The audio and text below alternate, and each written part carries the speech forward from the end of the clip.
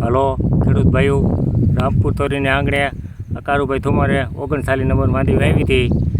આપણે 5મા મહિનાની 29 તારીખે વાવી હતી અને પારવી ઉગી હતી અને મને વિચાર હતો કે રાપલી નાખવી છે. પણ એક બે જણા આવ્યા સારા બુદ્ધિશાળી માણસો અમારા બાજુમાંથી, રમેશભાઈ વેકરિયા સેતા પડોશી, એક હંસરાજ બાપા હતા ગયા. એણે કીધું રપલાઈ નહીં, જેવી થાય પારવી છે ને તો બહુ સારી થાય. અને માંડવી તાણે બહુ સારી થઈ ગઈ છે. મારા નંબર છે 9161 4945. એટલે કોઈ પણ ભાઈઓને ગમે એવું પારવું હોય છે ને તો સારું થઈ જાય. આ માંડવી આપણે 29 તારીખ આવી છીએ, 29 તારીખ ગઈ એટલે આપણે આ 2 મહિનાની થઈ. પછી ઓલું ઉપલું પાડ્યું 10 તારીખે 2 મહિના થાય. આજે 5 તારીખ છે અને 8મો મહિનો છે. હવે આ 8મા મહિનાની 29 તારીખ આવે એટલે આ બાજુ 3 મહિનાની થઈ જાય. ઓલી બાજુ 10 તારીખે 3 મહિનાની થઈ જાય. એટલે આ માંડવી કાઢી એટલે આમાં સીધા આપણે ઘઉં વાવવાના છે, પોક પાડવાના, લીલા ઘઉંનો પોક કારુભાઈ થુમર રામપુરવાળાનો.